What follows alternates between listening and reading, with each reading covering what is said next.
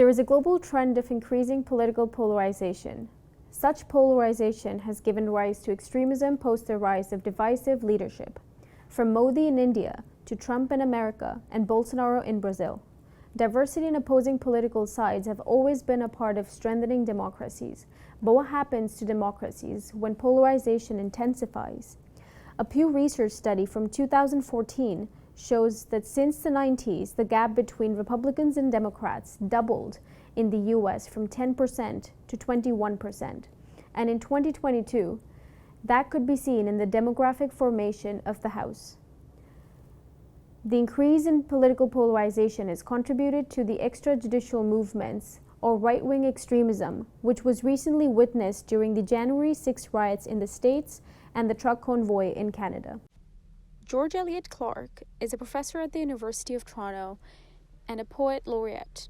I think that those of us who are interested in social change and social justice need to know the history, all of it, as much as possible, so that we are not always thinking that anything terrible that happens is brand new. According to a Carnegie Endowment for International Peace report about divided democracies, a distinctive and perhaps even unique feature of the US polarization is the powerful alignment of ethnicity, ideology, and religion on each side of the divide that we call the Iron Triangle of US polarization. In most other countries, just one or two of those three identity divisions is at the root of the polarization. In the United States, all three are. As a result, America's polarization is unusually encompassing and sharp. The vast majority of Trump backers are white Americans, generally lower working class, but even upper class and middle class. But all of them have a fear that white Americans will become a minority, and that blacks, Hispanics,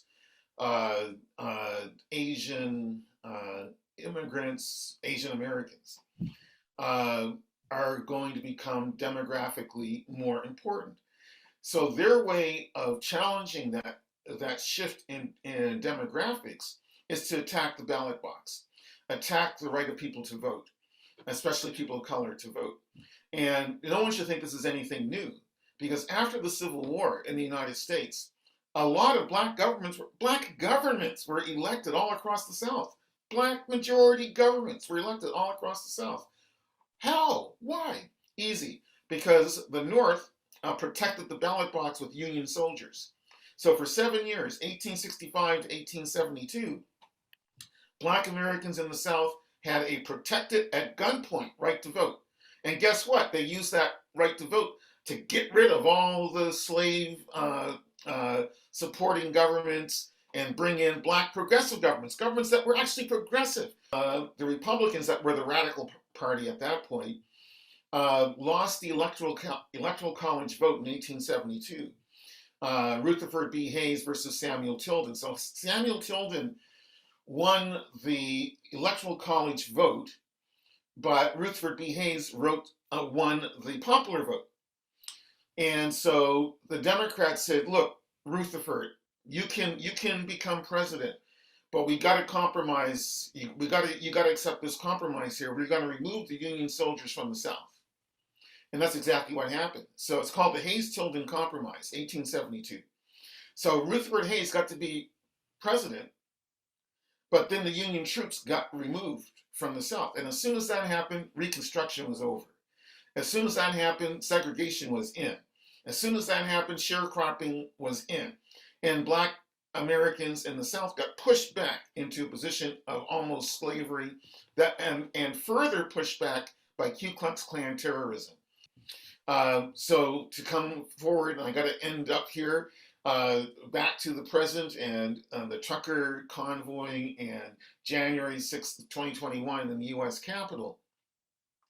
Because they did lose the election to Joe Biden, and they lost it, and they lost it due to a strong coalition of blacks and Hispanics and women and Asians And everybody who could not put up with the thought that there could be or should be another 4 years of Donald Trump cause people to drop dead from COVID left and right, and so on, and with his insanity, um, and Biden won.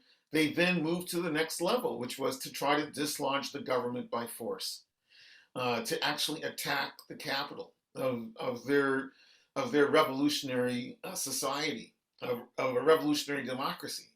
They wanted to overthrow it because they were following the other lesson of American history, which is exactly that's what you do. The Ku Klux Klan ran the government of Indiana. Ku Klux Klan had huge influence on the government of Saskatchewan, 1920s, 1930s, right here. Along with Adrien Arcand's fascist movement having a lot of support in Quebec, the KKK was the power behind the throne in Saskatchewan in 1920s, 1930s. And they were an open presence all across the country, but suppressed successfully in Ontario. But I shouldn't get off onto those tangents anymore. So January 6th was an attempted putsch. It was an attempted march on Washington in the style of Mussolini's March on Rome in 1922.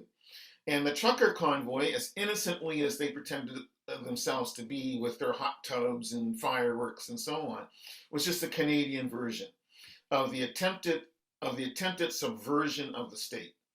And the fact that they were not immediately dislodged, immediately towed away by dauntless government force representing all Canadians, because that's what the government of Canada is supposed to be. It's supposed to represent all Canadians all the time. And when a small fringe group, a few hundred people, are occupying the downtown of your capital, filling the air with fumes and noxious propaganda full of misogynist and racist and anti-Semitic invective, for crying out loud, you've got no business talking about, well, they got a right to protest. You got no business talking about that. Stephanie Carvin is an international relations professor at Carleton University and an extremism analyst. There are a couple of key drivers that we can point to. One, I think, is the pandemic. Just simply people, online connectivity has just, in spare time, people have the time to be online, to read more extremist content that's online. Secondly, there is a large pre-existing ecosystem on the far right that has been pushing both anti-vax and anti-government narratives for some time. And I'm speaking here of Rebel Media, as well as some of the, True North Canada and some of the other kind of live streams that are out there, like Plaid Army, which is, kind of behind the Diagolon movement, which was, kind of now considered to be a rising extremist movement in this country. And then thirdly, there is this kind of ideologically motivated violent extremist cauldron through which different individuals are acting, and there's potential recruits. It helps to drive people towards the more extreme end of this. The final thing I'll say is that, a lot of this is also rooted in kind of transgressive culture, which is really attractive to young individuals, right? The meme-based culture. In the 80s and 90s, it was a lot of music and skinheads, bringing people to concerts and things like this. That was a major recruiting tool. Today, a lot of it's online. Those music movements still exist, but it goes well beyond that. It's the live streamers who create that sense of community that these individuals can eventually belong to. The Institute of Strategic Dialogue reported in 2020 that right-wing extremism is on a rise in Canada. One of the authors of the Mackenzie Hart report told CBC, "We should be concerned with what's spreading online and that instances of violence motivated by right-wing extremism have risen 250%. Researchers identified 2,467 right-wing extremist accounts, which produced 3.2 million pieces of content over 2020. While those extremist accounts made up a small share of all Canadian social media accounts, they were able to generate 44 million reactions." Arnd Jurgensen is an international relations professor at the University of Toronto. I think underlying that are larger forces that have reinvigorated to a large extent, especially the right in the United States. And among those are, on the one hand, economic forces, which since the 1970s, and this has been well documented, have essentially meant that almost all of the growth that has taken place in the United States has accrued to the top 10% of the income bracket in the United States, and that the vast majority of Americans have stagnated in terms of their standard of living, and in particular the blue-collar elements within the United States, as a result of outsourcing, have been very badly hit and moved from relatively affluent kinds of positions in manufacturing into a service sector where their existence is much, much more marginal than it previously was. That could have fueled a shift to the left within the United States. But at the same time, I think that the party that could have benefited from that in many ways, the Democratic Party, has shifted more and more into a corporate direction. And in that regard, has to a large extent abandoned the blue collar in particular, and seen its fate over the last couple of decades, mostly in appealing to more intellectual white collar workers, the more intellectual middle class, and so on. And that has allowed the rise of populism within the Republican Party. Our leaders are aware of these social issues that are causing a bigger gap between populations. In the 2019 election campaign, both parties were seen attacking each other. Trudeau of being privileged, entitled, and always looking out for number one. When speaking at a Liberal policy convention, Trudeau claimed that O'Toole and his party are disconnected from the people, incapable of grasping the real challenges people face. This makes election and division a self-fulfilling prophecy and not an act of public service. Alistaire MacGregor is an NDP member of the House of Commons in Canada. Because leading up to it, I think there was a definite failure through multiple levels of government. And, you know, if I can look at the Liberals as the governing party, my main criticism to them would be that, you know, they just weren't there from the end of January to February 14th. You know, for them to have let the situation get out of hand, there was clearly a failure in intelligence sharing, in logistical capacity, in providing that all-important backup to Ottawa police services and to the OPP. So, you know, I think they were kind of asleep at the switch. For the Conservatives, my main criticism is that so many members of their caucus were essentially playing footsie with extremists. And they were trying to ride this populist wave. It's kind of like riding a tiger, right? It might have seemed fun and exciting at the time, but the problem with riding a tiger is that it can sometimes turn around and eat you. And I think the Conservatives in particular have been playing a dangerous game of trying to show their solidarity with a very aggrieved part of our population, but not really fully understanding the consequences that can come out from trying to legitimize those extremist voices. So the question is why are so many working families and people who identify as working class finding attraction with right-wing populism, when if you look at their policies, they're not really designed for working families in mind. But I think the way the Conservatives have been so successful of late is that they are really tapping into people's frustration and anger. And if you know, we've just gone through 2 years of a pandemic, but those 2 years really exacerbated existing inequalities. And a lot of people who, you know, consider themselves working class or middle class, they see themselves working really, really hard to provide for their family. But everywhere they look, whether it's housing prices, food prices, the cost of transportation, all of those are going up. So they are really struggling to balance the family budget each and every month. And if you don't have a federal government that is in tune with those very real concerns and is not responding to the moment with bold policy action, bold policy on climate change, on creating new and green jobs, then they are going to turn to someone who is sort of playing off of that sense of fear and anger that's present. So So there are multiple factors affecting polarization, from misinformation to social issues. But why have governments failed to act quicker to combat extremism, especially if right-wing extremism is a direct threat to their stable functioning? When your votes are at stake and millions of tax dollars are spent as a consequence of this extremism.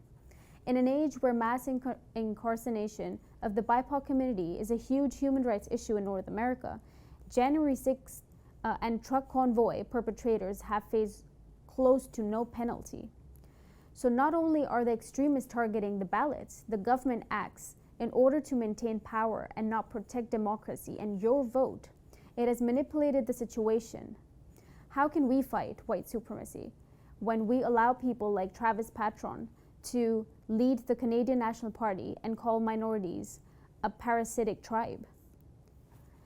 So what you need to question is, what is the government changing after a Muslim family is run down in London, when our capital is attacked and occupied, when a child goes to school and does the Nazi salute?